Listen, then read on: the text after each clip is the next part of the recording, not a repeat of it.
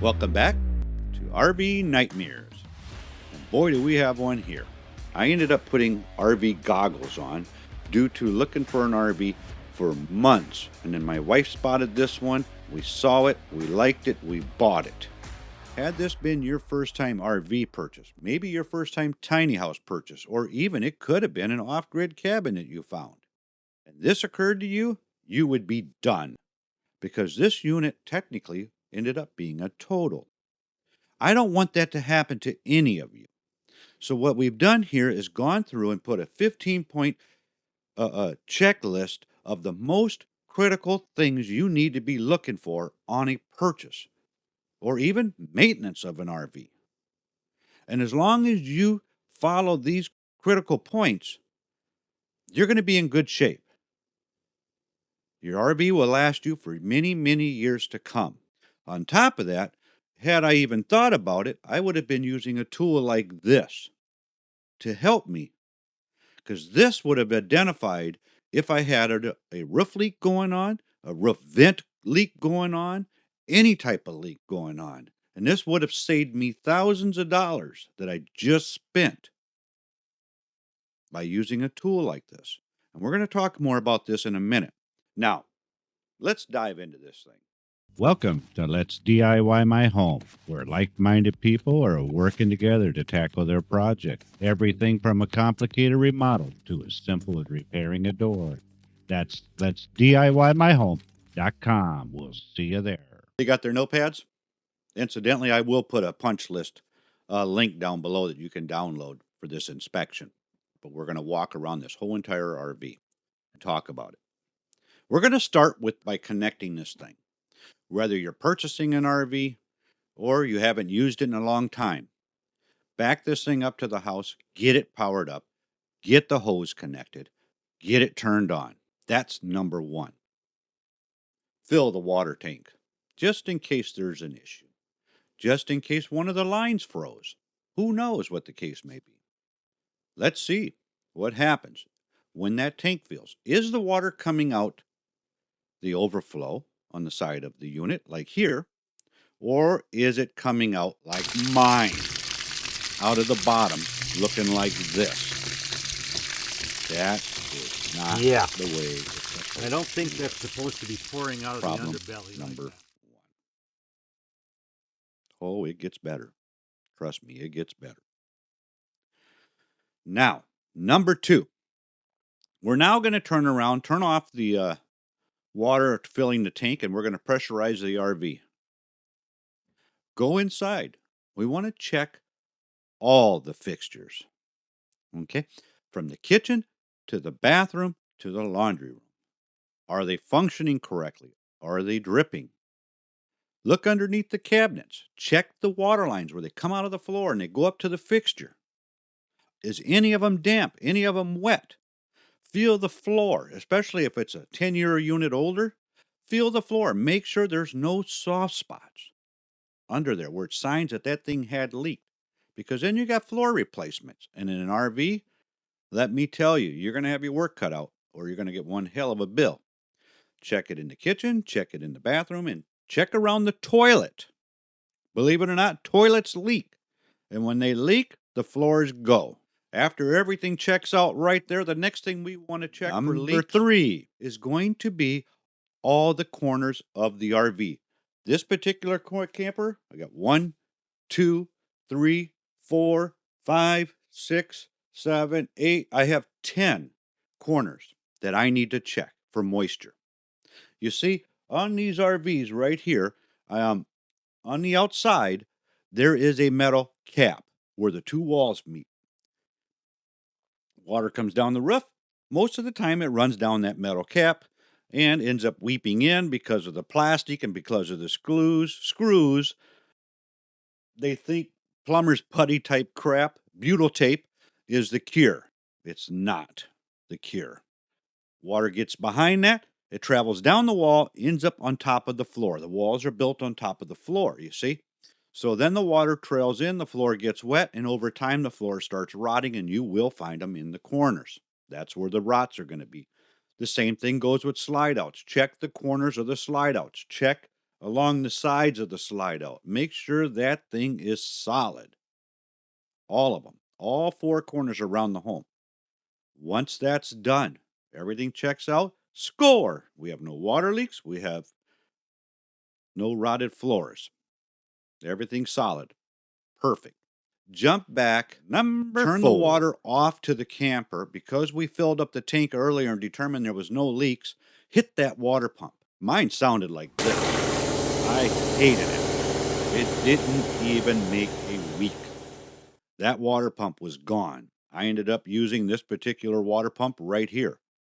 I wanted a variable speed and I wanted at least 6 gallons per minute. So I wanted some water pressure. And boy, I have to be honest with you, I'm quite impressed with this thing. Then I also bought this pressure tank right here. I've had the smaller version of it in my old camper. This is the cat's meow. Because once you put that in line, as that pump runs and that tank gets pressure and it builds up, the pump shuts off. If you just need a cup of water, the pump doesn't come on. If you just flush the toilet, the pump doesn't come on. So we don't hear it. Now the water gets a little bit lower, but because you have a variable speed, it doesn't need to run wide open and rattle the floor through the whole camper. Now it just builds the pressure back up. How beautiful it is. How about taking a shower and not having the water fluctuating? That's what this pressure tank's going to do. Every RV manufacturer should have these installed. This is crazy that they don't, but it is what it is. Now what we want to do is check the electrical system. Number 5. We want to go fire up refrigerator. Technically, do me a favor. When you first go to check one out, fire that refrigerator up on AC immediately. Whether it's a freestanding unit or whether it's a fridge freezer unit, AC, DC, gas, or gas and AC. We want to just make sure it's working. So fire it up on electric, make sure it's working. Check the microwaves, check the TVs, anything that's electric in the thing, check it.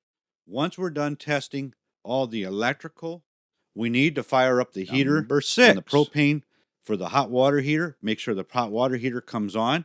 We need to turn on the propane for the refrigerator. Make sure the refrigerator comes on. That refrigerator is going to take some time to. It's probably not going to get cold before you're done with your inspection. Mine takes a full day.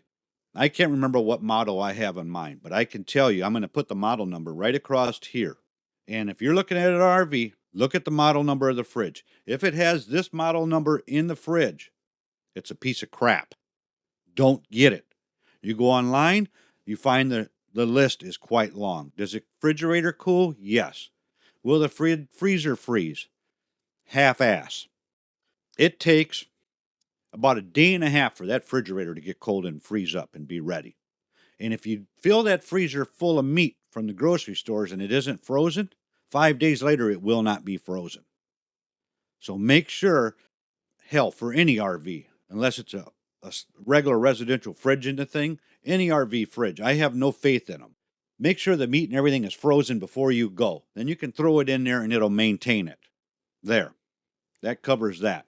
Check the stoves for gas. Do you smell gas anywhere in the RV? Gas is nothing to be screwing around with. Right there. It was her family's RV that blew up and sent pieces of the vehicle just flying in the air there. PSP says the cause was a propane leak ignited by a cigarette. If you look at the propane tanks, what and how old are those tanks? On the side of it, there's a date and time stamped on them. If you don't know what that is, Google it. You'll see it there. We don't have time to get through all of that. Check the hose that connects to the propane tank. If the unit's 10 years old, most likely it looks chapped and cracked.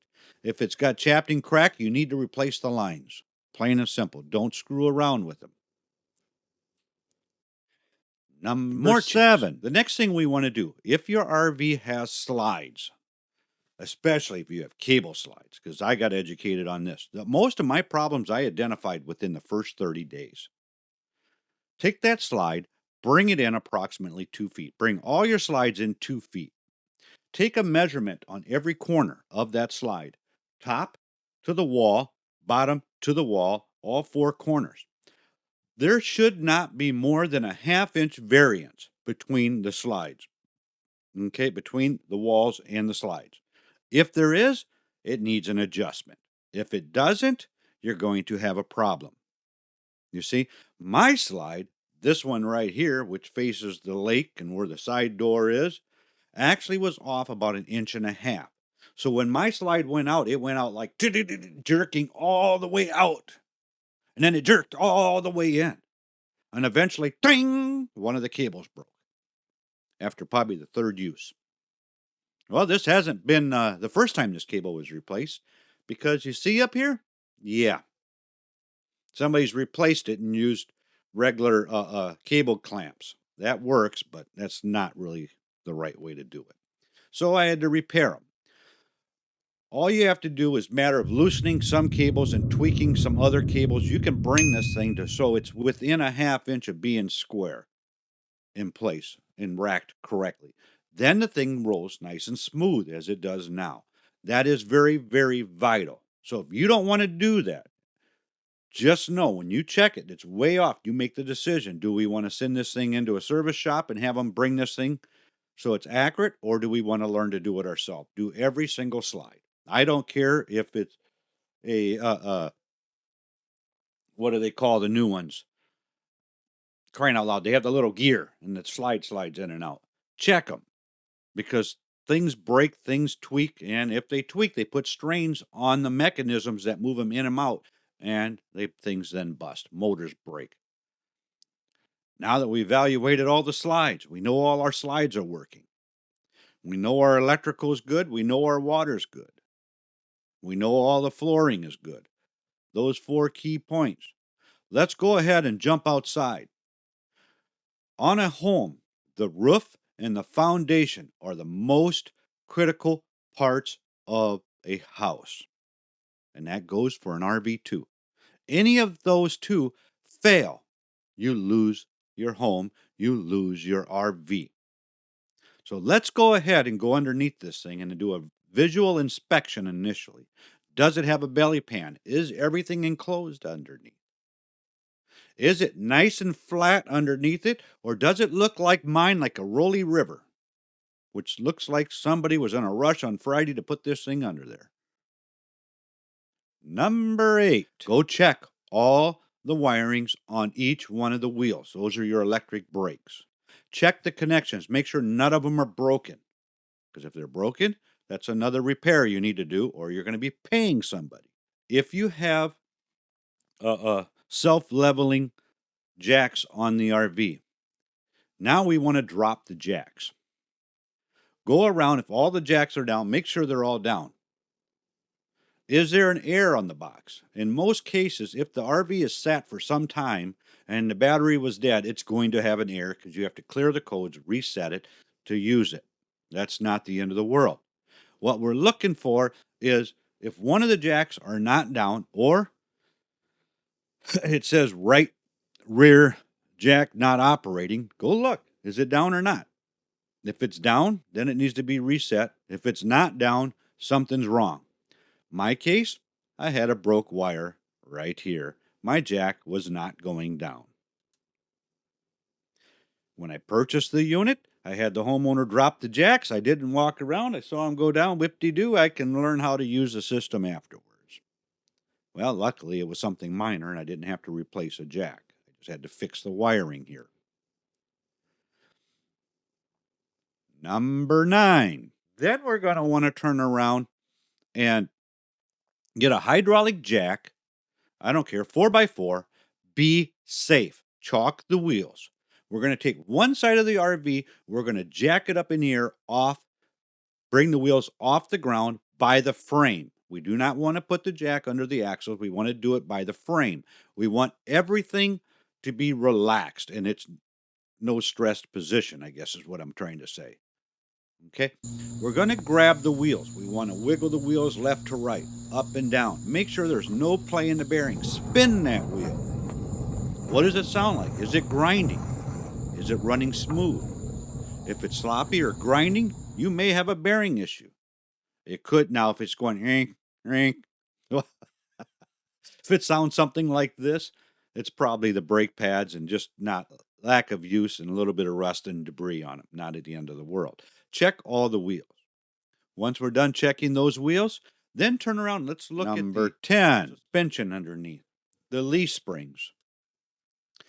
Each one of those bolts you see there, right behind there, is a rubber or plastic bushing that's in there. If the unit's 5 years or older and it's been used a lot, take a wrench, move them. Take a crescent wrench, pry up and down on the leaf spring. Is there any play in it? Is it moving? Is the bolts free? Are they really looking worn? If they are, they need to be replaced. Check the suspension over thoroughly. Is it all rusted? Or is it all clean? These are the visual things we want to inspect. Do that to both sides. We're not tearing things apart to check brakes and check bearings. Just by spinning wheels, moving them like this, lets us know what kind of condition this thing is actually in. And that's all we want to do. After that, it's maintenance. Take number 11, the nano rod out of the hot water heater, and look at it. That's going to tell you if the guy's ever drained it, if it's full of water, or just normal maintenance and it's ate up. If it's ate up a lot, that means he used it a lot, or he didn't clean the tank once a month. You're going to want to use one of these tools, spray out the inside of that hot water heater, and just verify that you don't have little specks of stuff coming out. That kind of looks like porcelain. If it is, that means the tank is rusting out and you're going to be putting in a hot water heater soon. Number 12, we need to check windows. We just want to check for caulking. Right here. See along this. Look at this. This came from the factory and it's just a crappy caulk job, and I will address it. Don't rely on the butyl tape that they use to put these windows in. We don't use butyl tape on putting windows in a house. Why the heck would you use them on an RV? Most of the time on homes, we use a type of silicone because there's a rule silicone will fail.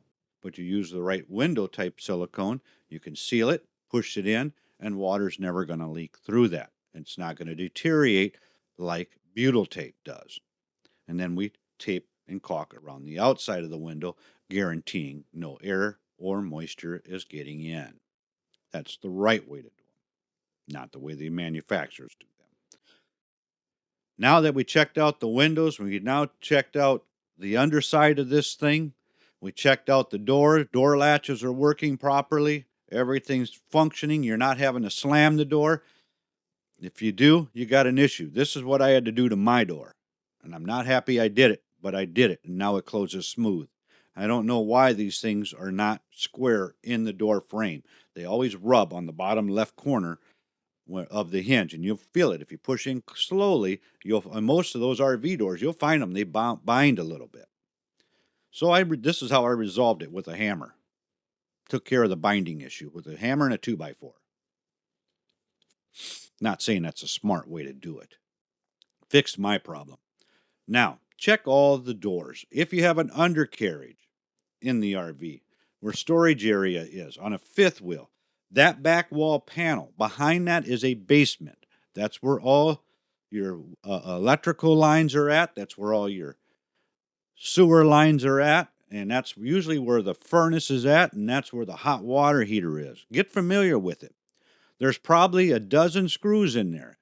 Take one panel out so you can see in there. Because while we had it powered up with water, if there was a leak going on, at least now you can see it in there. If it's around the outside fixtures or anywhere near the water pumps and stuff like that, you're going to notice that there's some water on the floor in there. If there is, add that to the list. But you're going to spend all this money. You want to make sure this thing is in healthy condition. So let's make sure we are doing this right. Incidentally, if you're liking what you see, please hit that like button and slap that bell notification. And when you look back there, you're going to be shocked because there is a tremendous amount of wasted space. On mine, I took one section of support out, moved it over, and turned it into my power station. I put all my batteries in there, my solar chargers are in there, my inverters are in there, my chargers are, everything is in there. So I can run off grid because that's the way I like it. And that's what it looks like right here. A lot of work to do it, but not hard. It's time to go do a roof inspection. Number 13. You're going to want to spend some time here. In the process of doing my roof inspection, we're now going to first off go jump back inside the RV. You're going to need a step stool if you got a big fifth wheel like mine, which happens to be, oh my word, probably 10-foot tall ceilings. But this is where we're going to use this fancy little tool. This is a moisture meter. It is designed to read the moisture within the walls, in the wood. If we have a roof leak anywhere along the edge of this RV, like you see here I had with mine, you see that crown molding that they stuck up there? You see the delamination right here. That's a sign of moisture. Again, I didn't look close enough. I overlooked it. Didn't even think about the delamination. That's water that causes that. That's the only reason it delaminates. Had I taken this moisture meter and not even paid attention to the crown molding, when I hit those wet areas, this thing would register. You see, even on my hand, it will register the amount of moisture that's within my hand. I got 75%. If you have 75% moisture in a wall, I guarantee you, you have leaks. And we need to address them. Remember, lose the roof, lose the house. Lose the roof foundation, lose the house. Goes the same. Now, when you take this unit, I will tell you, this particular RV, we have a big, almost a 2x6 I-beam or square tubing that runs all the way up across the door. I'm going to show you right here. You notice on the top of the door, my moisture content is roughly 20%. Anywhere from, it fluctuates between 12 and 20%. I'm okay with that all the way. Once I get right here, look at it go. It skyrockets. It's measuring the aluminum. Coldness really is what's happening, and calling it moisture. That's not moisture. If it was moisture, it would be leaking above that. Just because you get a false reading in one spot doesn't mean it's a leak right there. We need to check on the top of it. We need to go below it. If it's next to a door, run this thing up and around the door. If there's any moisture leaking behind the flashing of the door and that wall's getting wet and the insulation's getting wet, this is going to tell you you have moisture issues. You want to take this thing around all the roof vents inside, not outside, because it won't read through rubber or PVC or TPO or any of that. Take this thing, but it does read through the ceiling. Go right around the ceiling of the skylights, the roof vents. Doesn't matter. You can even check where the attic vents are at. It will tell you if you have damage.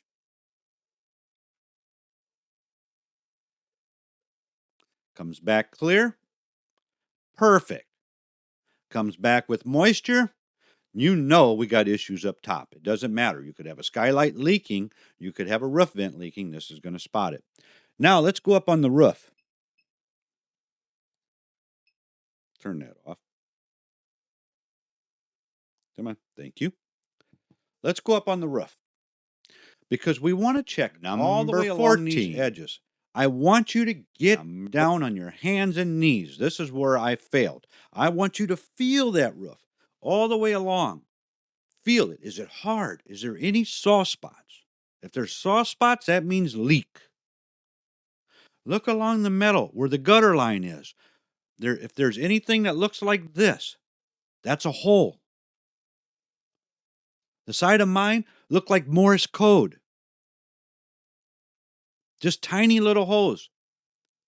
That told me this guy had no clue owning RV. He told me he used it 3 times. And he only went to state parks and county parks.